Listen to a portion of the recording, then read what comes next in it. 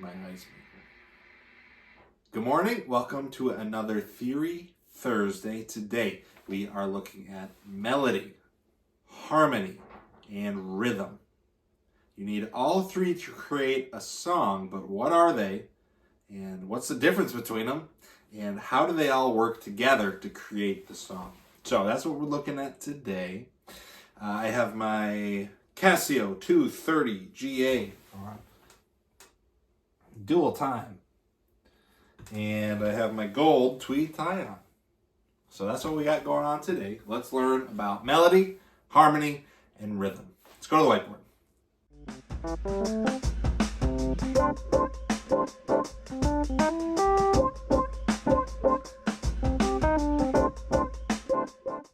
Hello, welcome back to the whiteboard. As you know, today we are talking about melody, harmony, and rhythm. How all three work together to create a song. You pretty much need all three, and they all have a piece to play in creating a song. And you hear all of them, you can hear all of them at once. Sometimes only two are going, and we'll get into all of it. But all three have to work together to create a song. So let's break this up. Melody. What is this? A melody is usually a single line within a song. That's the most memorable part. It's the part that you start whistling in your head, and it gets stuck in your head long after you've heard it. All right? So it's a single, memorable line of music. Okay? You could think of it as the story of the song. Okay? Now, harmony. And then I'll just write this out so we have it, and rhythm. Harmony. Easiest way to explain this is these are the chords. This is the background of the song. It is the context that's been given.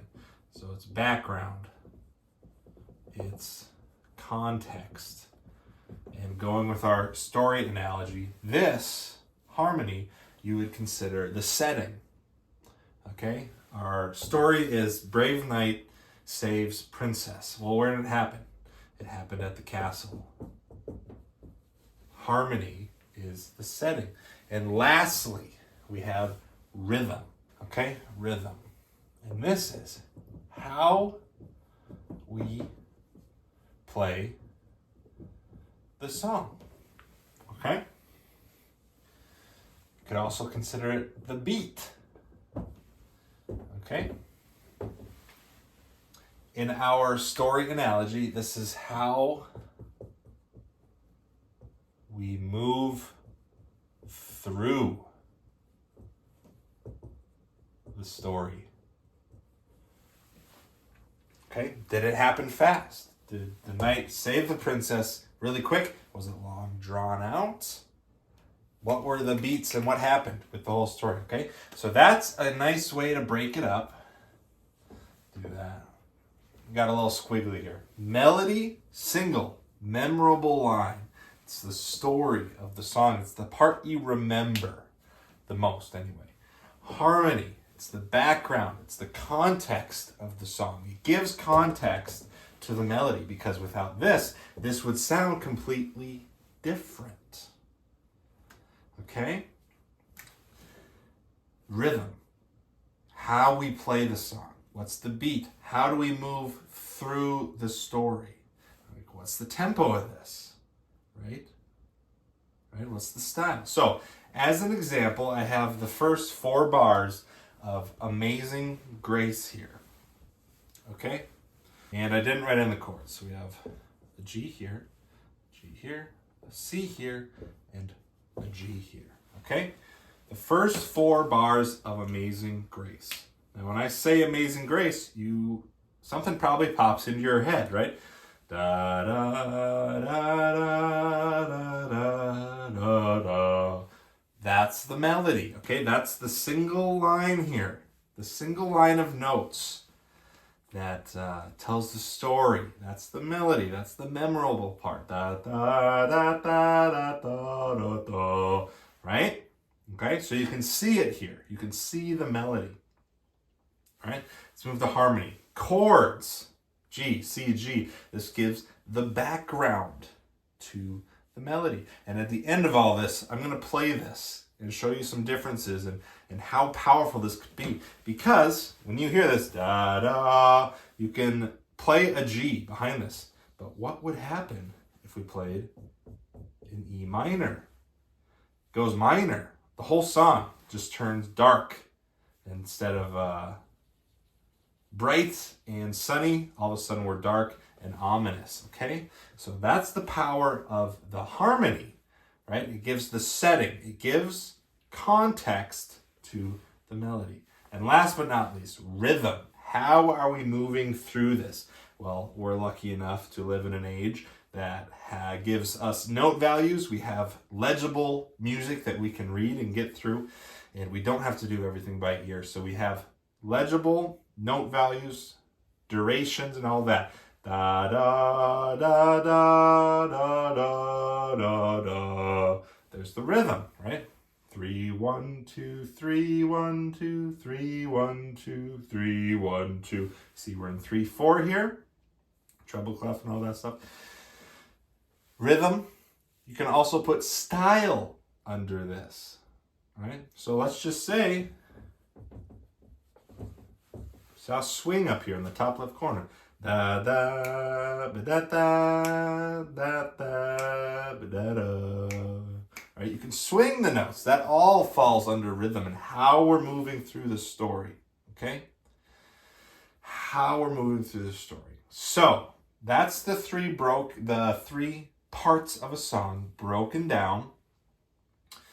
You need all three to have a song, right? Melody is considered to be one of the most important parts because that's the part that everyone remembers. That's the part that gets stuck in your head, that you whistle after you've gone home and been away from music for hours. It's the thing that pops into your head. But that doesn't mean anything if you don't have context with it. And this is a great thing if composers can take melodies that you're familiar with, like Amazing Grace, for example, and put new harmonies behind the melodies. Creates a completely different feeling and sounds like a brand new song. So that's the cool part about that. And then, of course, rhythm. How we're getting through it. What's the beat? I didn't even mention. We're in 3/4 time here, so I know everything's divided into 3 beat measures. Quarter note gets the beat, right? 1 2 3 1 2 3 1 2 3. I could just as easily turn this to 4/4, right? And I'd have to add notes in here. Da da da da da da da da da. Right? Completely changes the feel that you know as Amazing Grace. Okay, so that all falls under rhythm. Okay, so let's hear what some of this would sound like if we started messing with a little bit of this, if we started changing some things. Let's go here. Okay, we're here at the guitar. I have Amazing Grace in front of me, just like we had on the whiteboard, and maybe I'll put something up on the screen here. So first I'll play it like it's written. Right? So this is what we all know and love and remember.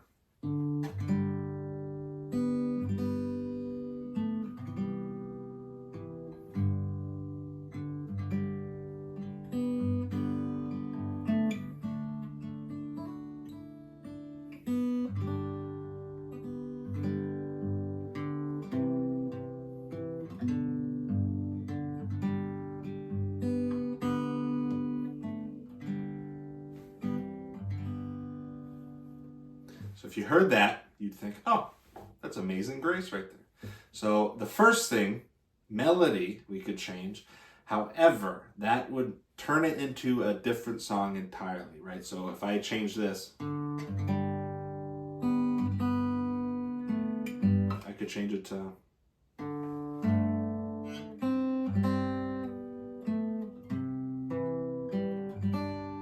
Right? So if you start changing melody, it's you just have a whole completely new song on your hands, right? It's not Amazing Grace at that point.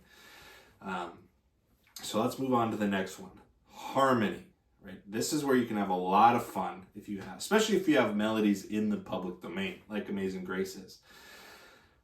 Taking this where we have our context, which is the key of, we're playing in the key of G. It's a major song. There's no minor chords in this song, right? What happens if we flip that? So here's the original.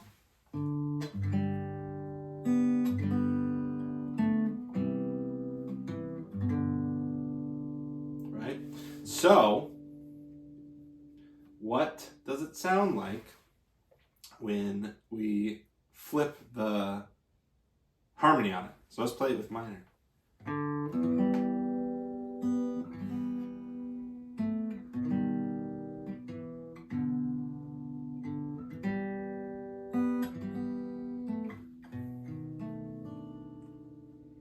That's different, right?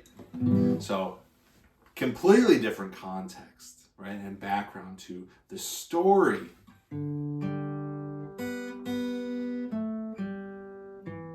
Right? That story can be happy and upbeat, or it can be dark and ominous.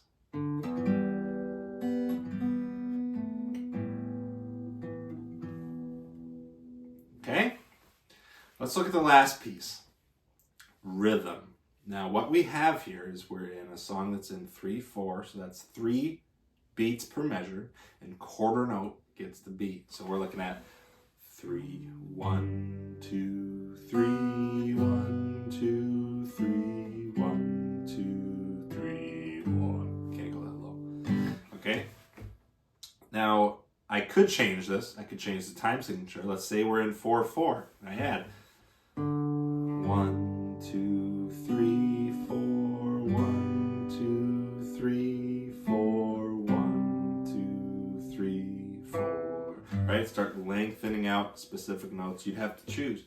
Well, let's take it one step further. Let's say we wanted to change the style entirely, right? Let's make it a bossa.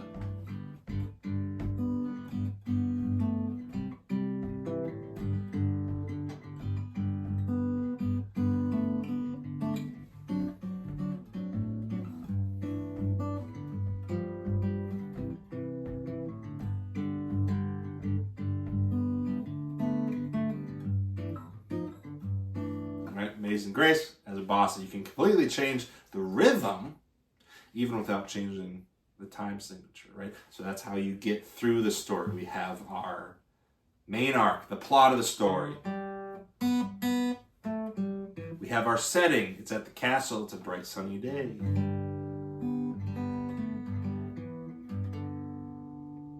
But maybe the knight's on a mule and it's taking forever to get to the castle to save the princess.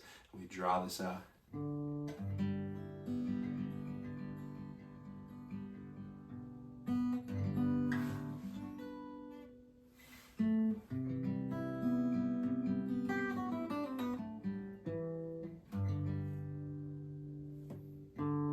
not going to play the whole thing like that. So you have options, and that's the 3 main pieces to a song, and 3 things that even the slightest change can completely change a song. So I urge you, if you're bored with a song, start changing something about it. If you've listened to all my Tune Tuesdays, I play "When You Wish Upon a Star," right? But I play it up tempo, and I play it as a bossa.